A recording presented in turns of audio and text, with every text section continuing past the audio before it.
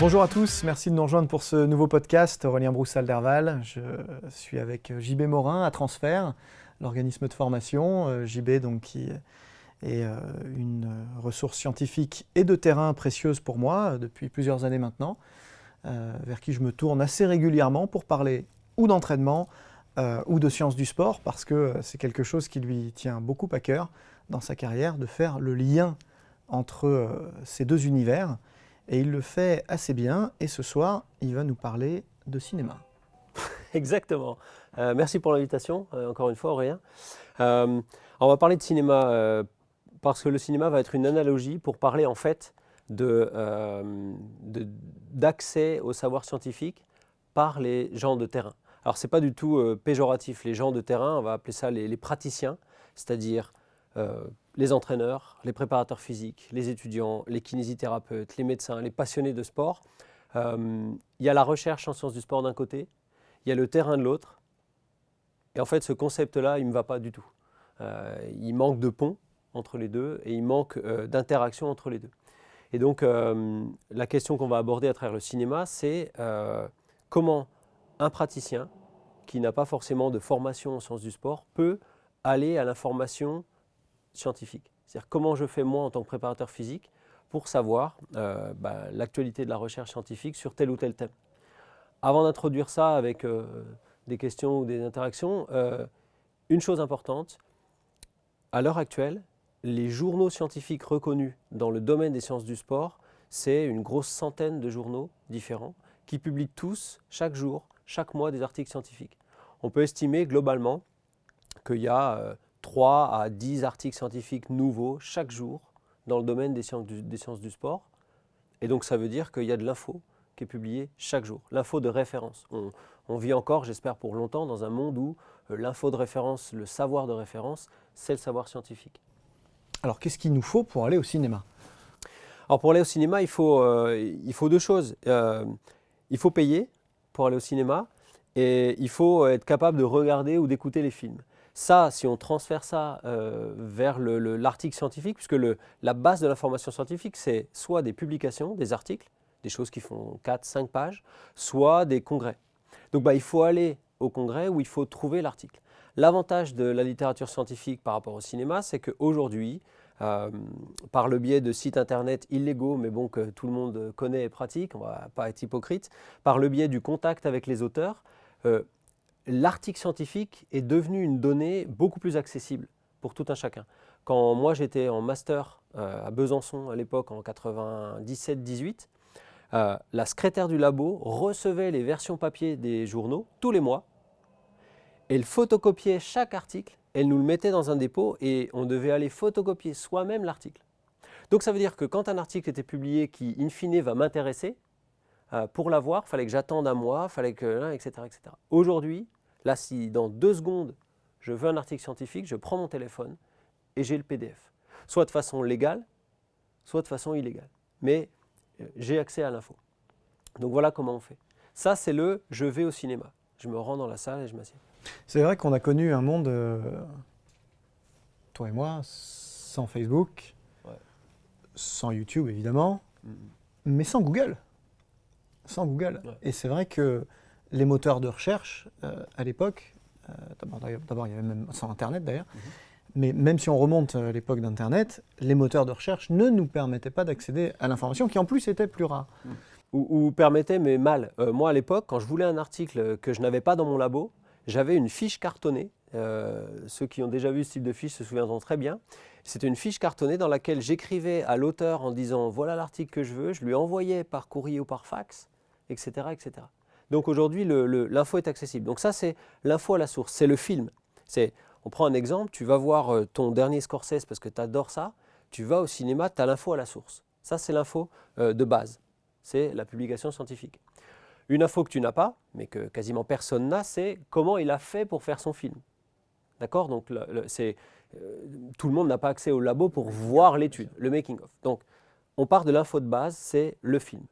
Et puis après, tu as plein de façons de savoir ce qu'il y a dans ce film. De la même façon que tu as plein de façons de savoir ce qu'il y a dans une étude scientifique. Tu as les journaux, tu as les magazines spécialisés, tu as l'avis de tes copains, tu as les réseaux sociaux, etc. Et là, il y a un problème, et c'est le même en sciences du sport, c'est qu'entre le vrai contenu et ce que tu vas voir passer dans ces différents médias, il y a des filtres subjectifs, des personnes qui ont publié les choses, des commentaires, et il y a un problème énorme, c'est qu'il y a un raccourcissement et un résumé. Tu l'as vécu comme moi, tu as déjà vu des films dont tu vois la bande-annonce et tu te dis « Boah !» Et puis quand tu sors du film, tu te dis « Wow, je me suis fait avoir ». Eh bien, la connaissance scientifique, c'est exactement pareil. Si tu te contentes des bandes-annonces, des résumés Twitter, des résumés tout court, des avis de tes copains, de ce que tes profs te racontent, etc., tu as de l'info. Ça peut être de la très bonne info, parce qu'il y a des bandes-annonces qui sont énormes, mais tu n'as pas la vraie info de base. Ce que tu es en train de dire, JB, c'est énorme. C'est que les gens qui vivent les sciences du sport à travers Facebook, par exemple, ça revient à dire qu'ils vivraient le ciné à travers Allociné, quoi, en fait. Ouais, alors Facebook, ça va de halluciner à la plus grande qualité de critique que tu puisses trouver. Mais c'est exactement ça. C'est-à-dire qu'en fait, tu prends ton info, non pas à la source, pour en faire ce que toi, tu as envie d'en faire, mais tu la prends par quelqu'un qui a digéré l'info pour toi. Donc ça veut dire que si ce quelqu'un, il est orienté, il a une subjectivité, il décide de ne pas trop parler de certains aspects d'une étude, mais plus d'autres, il fait le boulot d'un critique finalement, parce qu'un critique c'est ça, il donne son avis sur les choses. Le job d'un critique, c'est pas d'être objectif, c'est de donner sa subjectivité. Et puis après, toi, tu adhères ou pas. Mais c'est exactement pareil. Si tu lis le résumé d'un film dans Première, tu vas avoir les éléments du film quand même. Les mecs dans Première n'ont pas le droit de dire n'importe quoi du film, ils sont proches du contenu, mais tu auras ce filtre-là. Et donc, si tu sais, il y a beaucoup de travaux de vulgarisation qui sont faits par Yann Lemeur, qui sont faits par Chris Bursley sur l'entraînement. Ces travaux-là, alors Yann essaye d'être le plus, les infographies, c'est objectif, il fait des copiés, enfin il te donne le contenu en résumé, c'est plutôt des bandes annonces qu'il fait. Mais quand tu as un article qui résume plusieurs études sur un thème, tu n'as pas l'info à la source, tu as l'opinion de quelqu'un. Alors après, tu as tous les biais possibles, comme dans la vie. Tu as des gens qui vont complètement occulter des choses pour aller dans le sens de ce qu'eux pensent, qui vont un peu détourner le sens de l'étude initiale. Et donc, rien ne remplace, et rien ne remplacera jamais, la lecture avisée de l'étude de base, comme rien ne remplacera jamais, va voir ce film, et n'aie pas honte, si tu aimes ce film, ou si tu ne l'aimes pas, au moins tu as eu l'info à la source. Voilà, l'idée c'est ça. Et c'est un vrai problème parce que, j'adore cette analogie, les points communs ne s'arrêtent pas là parce que, contrairement à ce qu'on peut imaginer, les sciences du sport sont comme le cinéma. Il y a des films de merde. Ouais. Alors, on peut dire ça comme ça. Si tu veux, le fait qu'un article soit publié, il faut être honnête. Il faut dire ça aux gens qui vont écouter le podcast. Le fait qu'un film soit publié ou qu'un article soit publié, ça ne valide pas systématiquement le fait que le contenu a toute la rigueur scientifique et tout l'intérêt nécessaire. Tu sais très bien qu'il y a des films qui paraissent et qui sont, comme tu l'as dit, pourris. Il y a des chefs-d'œuvre. Et dans les sciences du sport, il y a des articles qui sont des chefs-d'œuvre et il y a des articles qui sont très critiquables. Parce que le filtre, dans les deux cas, c'est un filtre humain. Alors, en cinéma, il y a un aspect économique, évident, mais en science, il y a un filtre humain et on voit régulièrement des articles qui nous tombent des mains et dans lesquels il y a des gros biais expérimentaux. Et donc, il faut être capable, en tant que lecteur, d'être assez aguerri pour voir soi-même les biais. Et je discute souvent avec des entraîneurs ou des kinés qui lisent des articles et qui me disent « mais là, ils ont fait ça, mais c'est pas correct » ou autre. Ouais, ils ont les clés pour voir ça. Mais comme toi, tu vas voir un film et tu vois un acteur qui joue mal ou un doublage qui est pourri, parce que tu l'as vu en VO, tu vois très bien, tu as les codes pour savoir que... Et c'est exactement pareil. J'ai eu une anecdote dont on a parlé un peu avant de Jacques Brunel, le sélectionneur du 15 de France.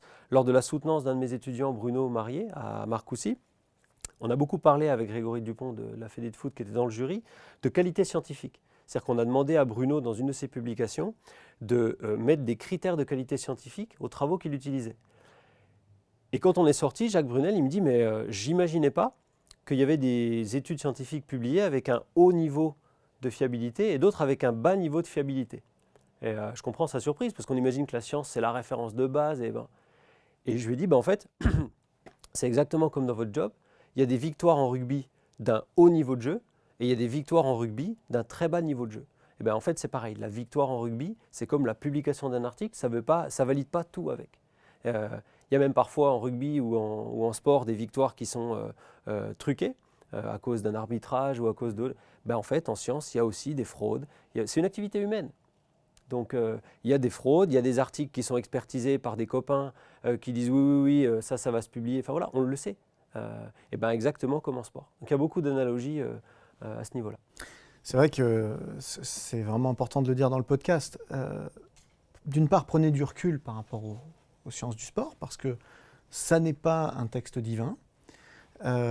Et le meilleur moyen de savoir si on a envie ou pas de s'en inspirer pour son travail sur le terrain quotidien, le meilleur moyen, c'est encore de lire. Et là, je suis très parisien.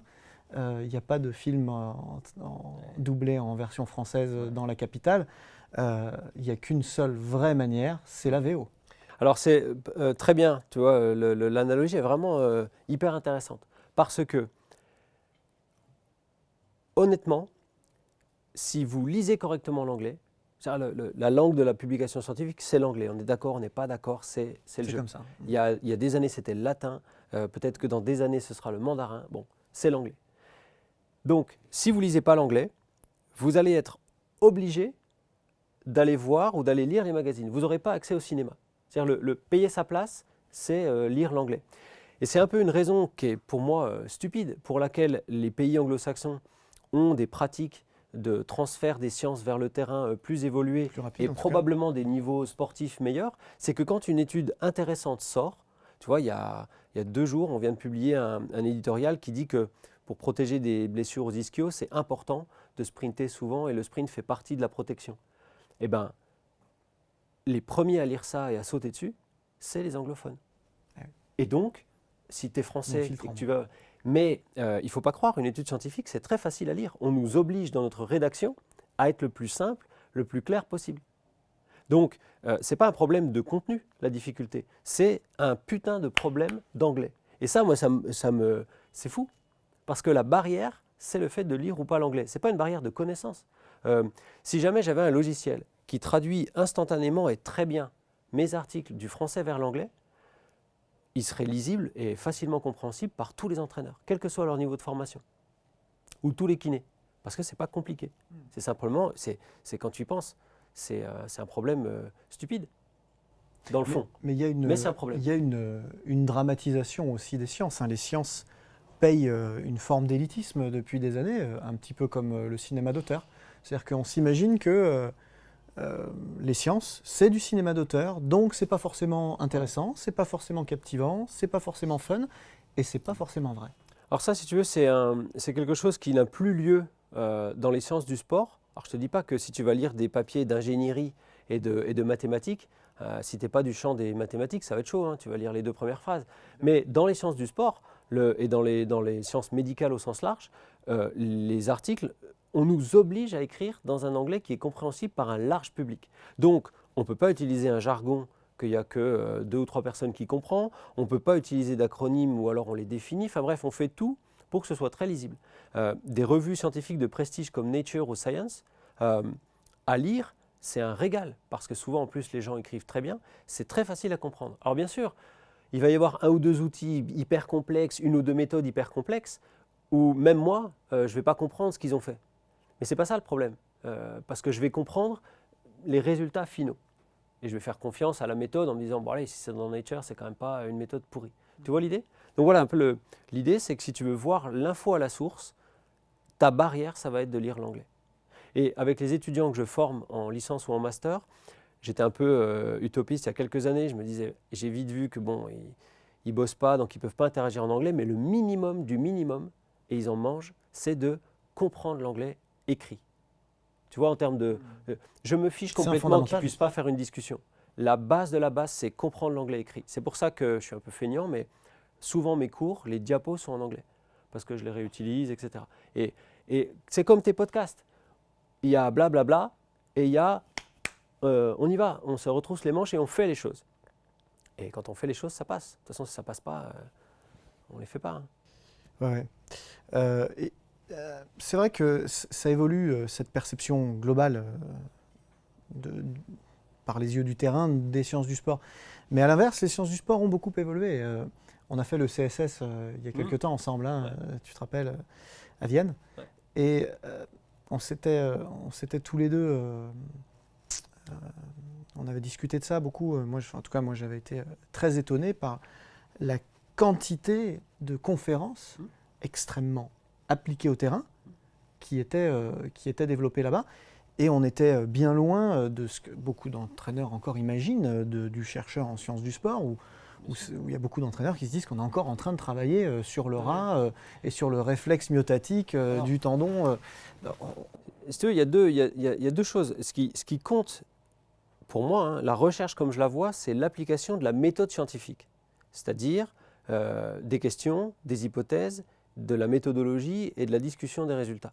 Cette méthode scientifique, elle peut s'appliquer à des points très appliqués, très terrain. Elle peut s'appliquer à des points très en amont, sur des souris. Mais quelque part, les deux sont liés. C'est-à-dire qu'il ne faut pas opposer les deux mondes. J'ai besoin pour faire des choses de terrain, des travaux qui se passent sur les souris. Parce que quelque part, si je veux bosser sur, je sais pas, des méthodes pour lutter contre les tendinopathies, j'ai besoin de savoir comment le tendon fonctionne. Et pour savoir comment le tendon fonctionne, je suis bien content qu'il y ait des recherches qui fracassent des tendons et qui... Bon, voilà. Donc, les deux interagissent. Par contre, là où je suis d'accord avec toi, c'est que les sciences du sport, donc les STAPS en France, ce qu'on appelle sport science au sens large, c'est des sciences qui sont, comment dire, beaucoup plus orientées terrain ces dernières années qu'il y a quelques années. Parce qu'elles étaient basées il y a quelques années sur des disciplines d'appui. On faisait de la physiologie ou de la neurophysiologie ou de la génétique avec des applications sportives. D'accord ? Maintenant, on fait des sciences du sport. C'est-à-dire que le corps principal, c'est le sport. Alors qu'avant, le corps principal, c'était la médecine, la physio, et il y avait des applications. Il y a un bouquin que je conseille à tout le monde là-dessus, c'est Claude Bernard, La méthode expérimentale. Vous lisez Claude Bernard, c'est de la médecine. Le fond du livre, c'est de la médecine, mais le contenu, c'est de la recherche au sens large. C'est-à-dire que ça s'applique à n'importe quel champ. Génial. Écoute, JB, merci. Un grand merci pour cette discussion qui, je suis sûr, va passionner beaucoup de gens. Va probablement faire réagir aussi. On en discutera sur les réseaux avec plaisir.